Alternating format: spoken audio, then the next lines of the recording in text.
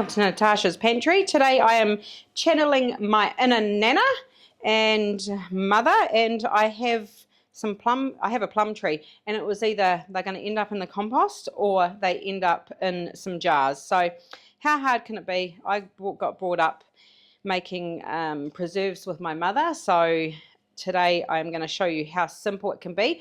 I think if we can boil water, we can make preserved plums. So let's test it out. All you have to do is, if you're going to do the plums whole, just prick them a few times. If you're not doing the plums whole, then I'm just going to leave the pips in, because that just seems like too much hard work taking it out. And I have bought plums from the supermarket and they do have pips in them, so I'm going to leave my pips in. I'm just going to cut them in half, then I'm going to pop them in a hot pot of water and boil them for a few minutes, and then we're going to bottle them.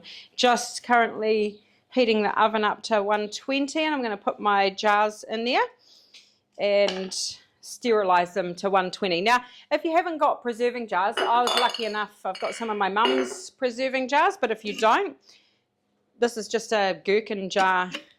As long as it's got a lid, it's not rusty, you can use any jar at home, use yogurt jars, whatever.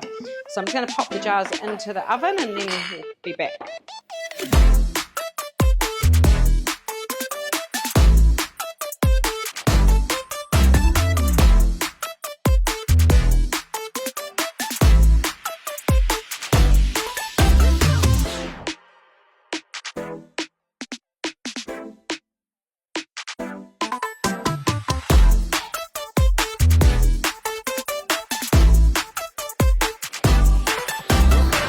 So just a quick summary: if you can boil water, chuck it on, boil it, pop your plums in half like that, pop them in the water. We've added the sugar to the water. Now we're just going to boil them for 3 to 5 minutes. Our jars are in at 120 sterilising, and I am just going to sterilise my tops as well.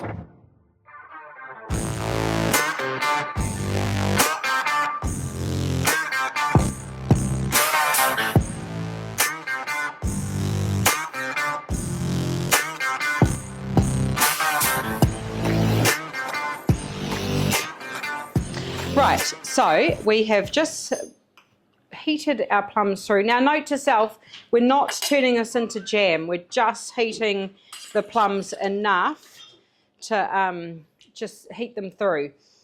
So as you can see, my plums are not exploding much. You don't want to explode them, you just want to heat them. I'm going to leave a bit of a gap.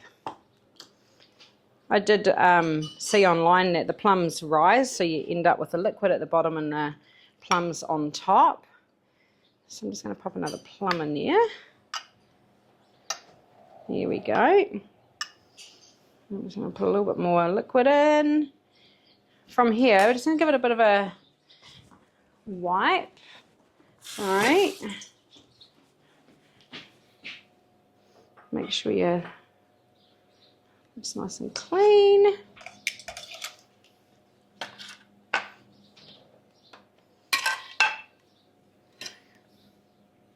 Pop your lid on.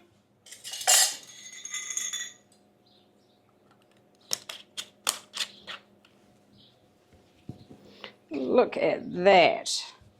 Beautiful. Now you know when it's ready, this pops down, you actually hear it go pop, and you know that it's sealed and doing what it's supposed to do. So I'm not going to touch this too much.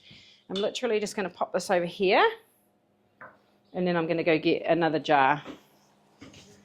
Oh yes, Mia, do you want to get the tea towel, and do you want to bring me one more small jar? I'm going to do a few small jars if I can, because that way, if it's only me eating a few plums for my breakfast, I can just open a nice small jar. Thank you, Mia. Look, too many plums. So don't let your plum tree go to waste.